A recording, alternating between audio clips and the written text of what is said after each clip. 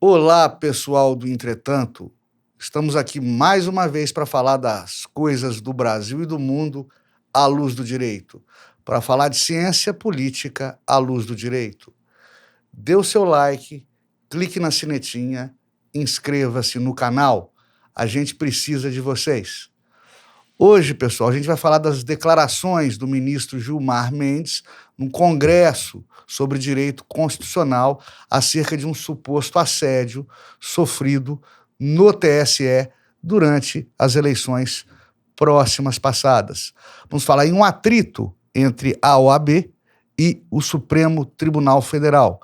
Vamos falar mais um pouquinho sobre a guerra de Israel e vamos falar sobre essa onda de calor que estamos sofrendo aqui no Hemisfério Sul.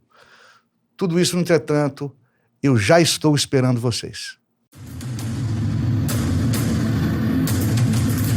Eu não me ajoelho com politicamente correto, não, porra. O juiz não tem que entrar em pilha de mídia, que atuar fazendo justiça.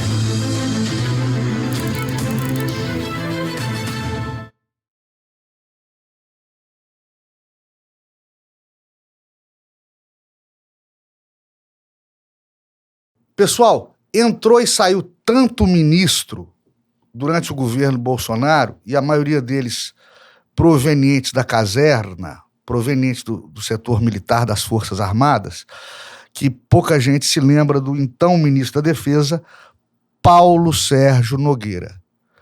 Teria sido ele, segundo palavras do ministro Gilmar Mendes, em um simpósio, em uma conferência sobre o papel do STF na defesa da democracia. Segundo o ministro Gilmar Mendes, o TSE, à época das eleições presidenciais passadas, teria sofrido, entre aspas, assédio por parte do então ministro da Defesa, Paulo Sérgio Nogueira. Bom, é interessante que se esclareça o seguinte: intriga de bastidores e jogo político de lobby existe desde que existe governo. Desde que o mundo é mundo e que há política e que há Estado, que são sociedades politicamente organizadas, que há esse conflito de interesses, muitas vezes resolvidos nos bastidores, nos corredores internos do poder, nos lobbies, né? Daí o termo lobista.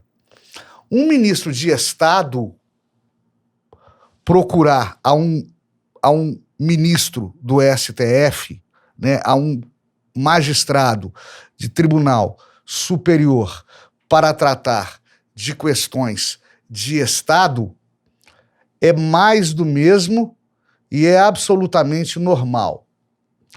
Quando esse assunto de Estado se trate de velar pela liceidade, pela licitude, pela honestidade, pela transparência do processo político-eleitoral, mais ainda não se está puxando sardinha para lado nenhum.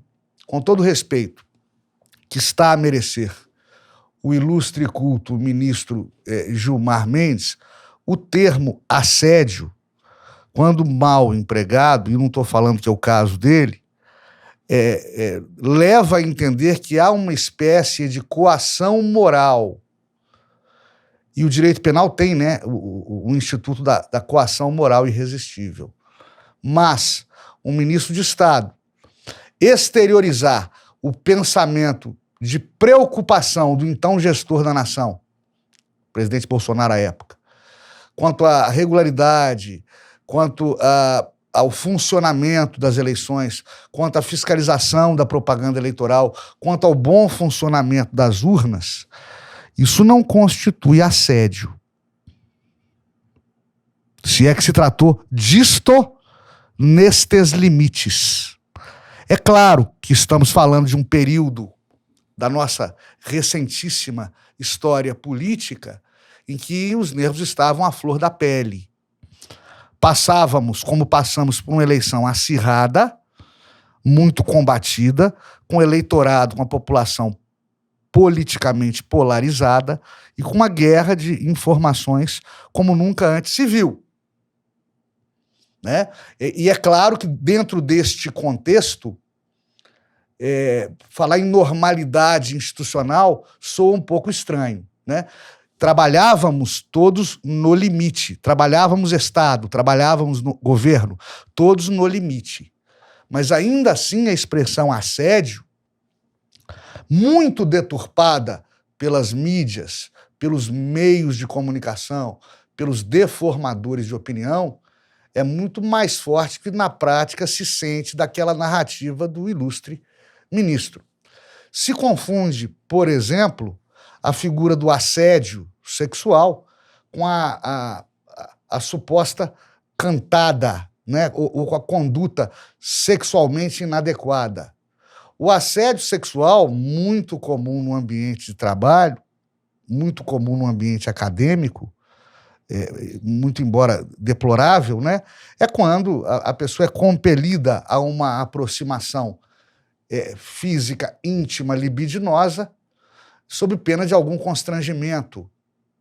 É quando se troca uma vaga no posto de trabalho por favores sexuais, ou quando se demite porque a pessoa não teria cedido a favores sexuais solicitados. Isso é assédio sexual. A conduta socialmente inadequada, por sua vez, é quando o autor dessa conduta se exprime de maneira constrangedora em face de outra pessoa, da vítima dessa conduta, né? Sem ter intimidade para tanto. É a piadinha de natureza sexual, é a insinuação sexual, é a cantada maldosa no ambiente acadêmico, no ambiente de trabalho. Essa é a conduta sexualmente inadequada. Ou seja, dela não se extrai qualquer prejuízo para a vítima que não seja o constrangimento, que não seja se ruborizar diante da grosseria, né? Enquanto que no assédio sexual você está diante de quase de uma extorsão, quase extorsão. Ou me dá o que eu quero, ou eu vou, ou sofrerá represálias por não me dar o que eu quero. Isso é o assédio, é uma conduta muito grave. Não consta que se tenha, não consta da narrativa até aqui, alvo da ilustração do ministro Gilmar Mendes na palestra da qual ele participou. Não consta nenhum trocar de cebolas de maneira ilícita, né? Não consta, faça isso, senão eu faço aquilo. Isso não aconteceu no governo Bolsonaro. Todas as práticas levadas a públicos, por certo, todas as práticas, boas ou más, levadas a cabo pelo então presidente Jair Bolsonaro, foram sempre, não digo transparentes, mas foram escrutinadas incessantemente, impiedosamente. O governo Bolsonaro não conseguiu manter escondida qualquer prática, boa ou mal, acerto ou desacerto, erro ou correção. Não conseguiu manter oculta qualquer ação governamental. E todas essas ações governamentais, para o bem ou para o mal, sempre foram a fiel repetição daquilo que sempre se praticou na nossa república tumultuada ao longo de diversas outras anteriores gestões presidenciais. Portanto, eu não consigo entender, com olhos postos no que conheço de ciência política, com olhos postos no que eu conheço de direito e principalmente no que eu conheço de história, qualquer conduta desonrosa, qualquer conduta vexatória ou criminosa da parte do presidente Bolsonaro ou de quaisquer uns de seus prepostos, no sentido de coagir quem quer que seja. Pelo contrário, no entre aspas, escândalo das joias, por exemplo, o que o Bolsonaro fez foi encaminhar emissários até a Receita Federal, tentando convencer a Receita a liberar o patrimônio que veio conduzido, veio portado do exterior, presenteado à primeira-dama, através de estafetas, através de mensageiros do então presidente da República. Por falar de STF, pessoal, após um silêncio proveniente de uma Pax Romana, que é uma paz sobre os vencidos, né? Não é uma paz de abraçar e beijar e pegar na mão. É uma paz de quem perdeu ficar satisfeito em apanhar de pouco e quem ganhou parar de bater porque cansou de bater. Essa que é a paz romana ou Pax Romana. Após uma Pax Romana entre STF e OAB, que outrora defendera incondicionalmente o papel do Supremo de guardião da democracia inserida e espelhada na Constituição Federal, há rumores de atritos entre essas duas instituições essenciais para o funcionamento da República. O que está acontecendo? Julgamentos do 8 de janeiro, eles começaram presenciais, e aí o que se viu foram acalorados debates, palavras duras por parte de oradores, de defensores dos réus do 8 de janeiro, e alguns votos também duros, proferidos com o fígado, por parte de alguns dos juízes da nossa Suprema Corte de Justiça. Por conta do murmurinho, né, do barulho que isso causou na opinião pública e também na classe jurídica, por deliberação interna, com base no seu estatuto, os senhores ministros do STF, com a então ministra Rosa, presidente, à frente, deliberaram por prosseguir com os julgamentos do 8 de janeiro pela via virtual. O que seria, não digo menos escandaloso, mas aguçaria menos os humores e amores daqueles emocionalmente envolvidos nesta infeliz trama. Pois bem, para a presidência da OAB Federal, não é possível cercear a defesa daqueles advogados que pretendem sustentação oral presencial, porque a amplitude da defesa é constituída como cláusula pétrea, como garantia fundamental na Constituição Federal. Não é possível cercear essa defesa com base no estatuto do STF. Porque, segundo entendem os juristas consultados pela OAB, o estatuto do STF apenas é uma lei ordinária que apenas e tão somente cuida do funcionamento administrativo interno do STF e, portanto, não teria o condão de afrontar a Constituição Federal, o que, a princípio, é óbvio. Já para os ministros do STF, não há que se falar em cerceio da defesa na troca, na permuta da via presencial pela via virtual na ordem dos trabalhos de julgamento, tendo em vista o século XXI, as altas tecnologias, o know-how que se adquiriu, ainda que à força, a fórceps, durante a pandemia. O mundo está todo virtual, então não há que se falar em cerceio da defesa pelo julgamento virtual dos atos de 8 de janeiro. Mas, ainda que não fira o sagrado direito à defesa dos acusados de 8 de janeiro, é bastante claro para todos nós que há muito mais vulto, há muito mais transparência e há muito mais publicidade. E a transparência e a publicidade são essenciais aos atos públicos e mais ainda aos atos públicos processuais.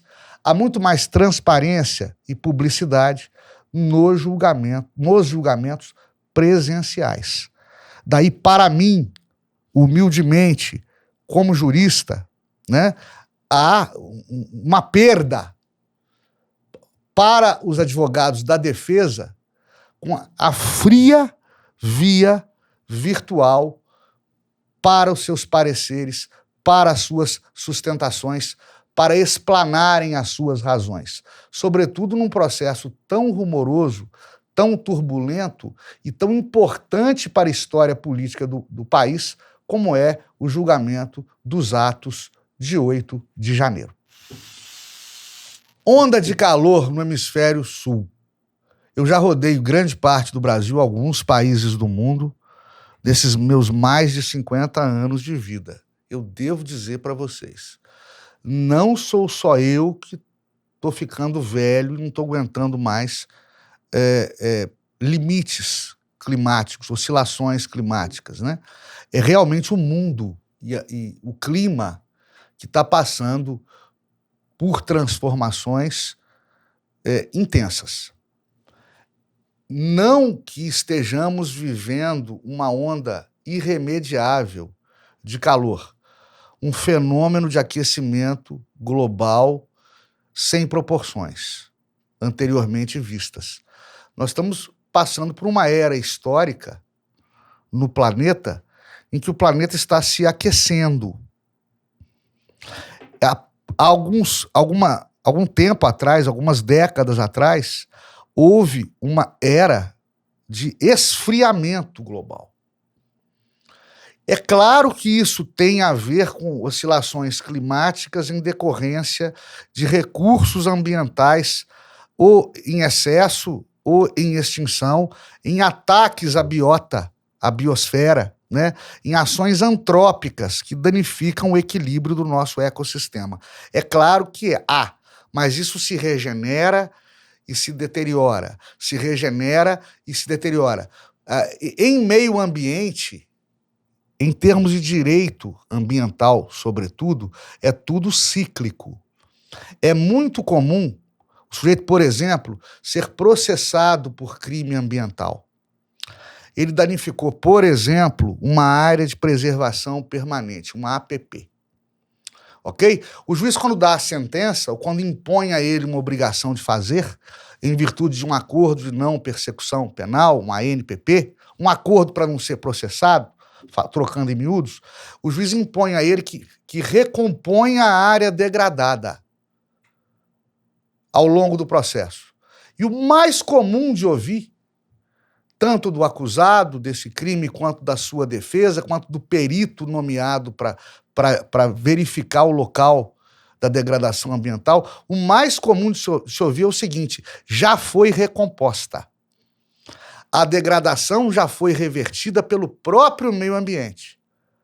Quando você queima uma área de pastagens, 6 meses depois, basta chover que essa área está recomposta. Portanto, o dano ambiental ele é cíclico. Você não pode culpar o dano ambiental por fatores climáticos que decorrem da própria evolução geológica, climática do planeta. O que eu quero dizer com isso? Estamos vivendo onda de calor, ponto. Já vivemos onda de frio, resfriamento, se preferirem, ponto. Vamos voltar a ter onda de resfriamento daqui a pouco. Não importa a exploração ambiental, não importa o dano climático, não importam ações antrópicas. O que são ações antrópicas? Ações humanas que deteriorem o equilíbrio ambiental. Porque esse equilíbrio ambiental, tal como hoje ele é protegido pela legislação e pelos governos do mundo, esse equilíbrio ambiental se regenera. Portanto, apesar desse calor que já avassalou aos Estados Unidos, já amolou bastante os países mais ao sul da Europa, né? Esse calor que agora está atrapalhando o nosso cotidiano, esse calor vai passar, né?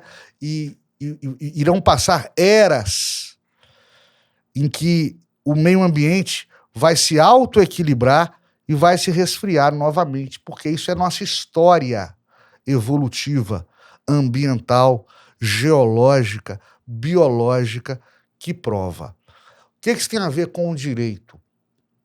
Muito deformador de opinião, informando por aí ou deformando por aí, que isso é consequência, essas oscilações climáticas impulsivas, digamos assim, não previstas, imprevisíveis, seriam consequência de degradação ambiental. Que por isso estamos sofrendo um superaquecimento global e blá, blá, blá, e blá, blá, blá, e vai Greta, a menina Greta, vai Leonardo DiCaprio, enfim, e outros por aí que falam sem saber do que estão falando. Degradação ambiental não tem a ver com isso. Degradação ambiental é da história do homem. E o ambiente degradado se recompõe. Muito antes, pelo contrário, nunca antes se protegeu tanto e se conservou tanto o meio ambiente, sua flora, sua fauna, seus recursos hídricos, quanto agora. Com um verdadeiro arcabouço legislativo e com a seriedade dos governos que se empenham em proteger aos mananciais de nossa biota, aos mananciais de nossa biologia, água, fontes minerais, né, ecossistema, seres biológicos, toda uma série de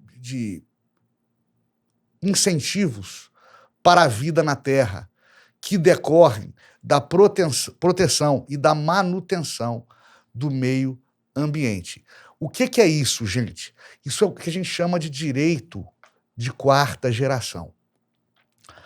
Segundo Norberto Bobbio, no seu livro A Era dos Direitos, nós tivemos os direitos de primeira geração, que decorreram da Revolução Industrial e do capitalismo, que significaram, em certo tempo, do nosso desenvolvimento social, significaram o direito de você procurar o seu sustento, procurar o bem-estar social, procurar os bens da vida, sem que o Estado o atrapalhasse.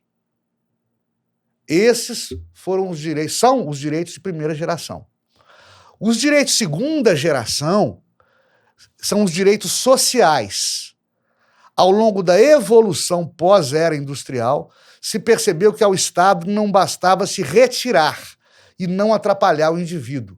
Ele teria que, proteger esse indivíduo, sobretudo aos desvalidos, aqueles não agraciados pela sorte econômica, pela prosperidade econômica, garantindo a estas pessoas os mínimos direitos para uma sobrevivência digna e acesso ao capital. Esses são os direitos sociais, os direitos de segunda geração. E há os direitos de terceira geração, que decorrem do direito à informação, ao sistema de dados e à proteção desse sistema.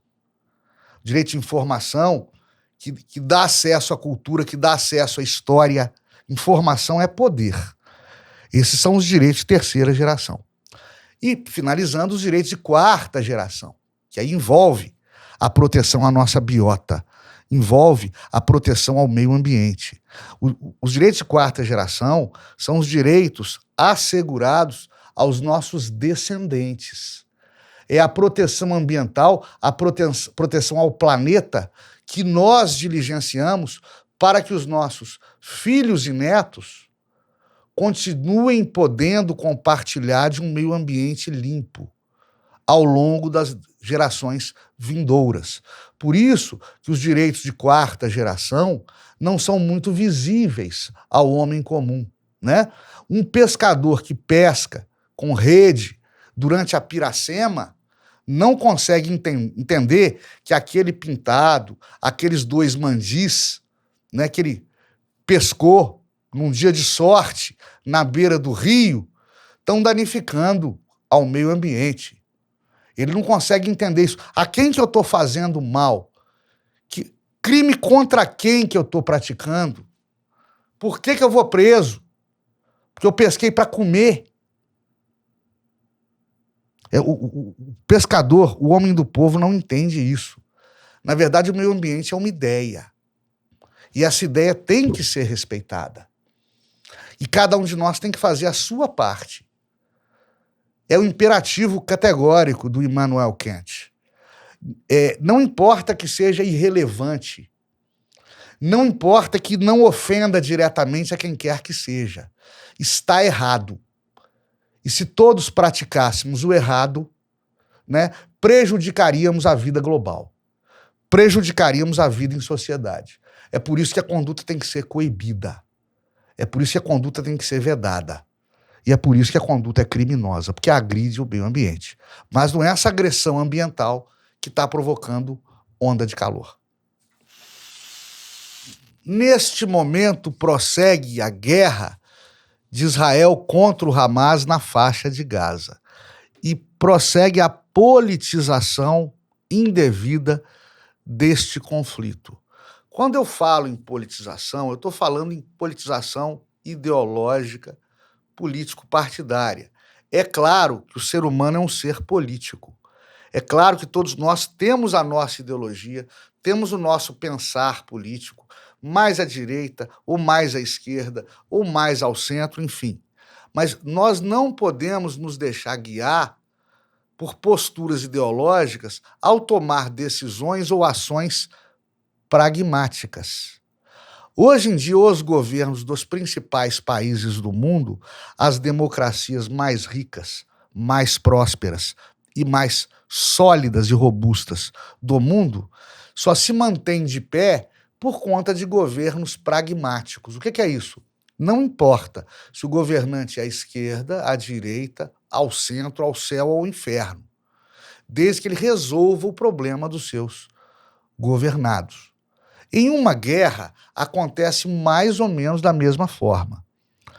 Muito embora se esteja teorizando em torno do eterno conflito entre árabes e judeus no Oriente Médio, quando se trata de falar sobre a guerra de Israel contra o Hamas em Gaza, na verdade, nada há de ideológico nisso, né? Os árabes governados pelo Hamas em Gaza se compadecem da existência do Estado de Israel, da prosperidade dos judeus em Israel, né, em confronto com a sua miséria, vivendo em gueto de 2 milhões de habitantes dentro da faixa de Gaza, com problemas de infraestrutura, com problema de saneamento básico, com problema de saúde, escola, etc, etc. Compadecidos dessa afronta e valendo-se de argumentos religiosos obtusos, radicais, extremistas, os líderes políticos do Hamas, que é um partido político, mas é também uma seita, que é também um grupo terrorista, os líderes políticos do Hamas resolveram invadir Israel, matar judeus e sequestrar reféns. É por conta disso que Israel contra-atacou. Israel não vai parar até que ao menos os seus reféns sejam recuperados. Se não com vida, ao menos prestadas contas dos seus cadáveres. Oxalá todos com vida. Não vai parar. Está correta a conduta de Israel?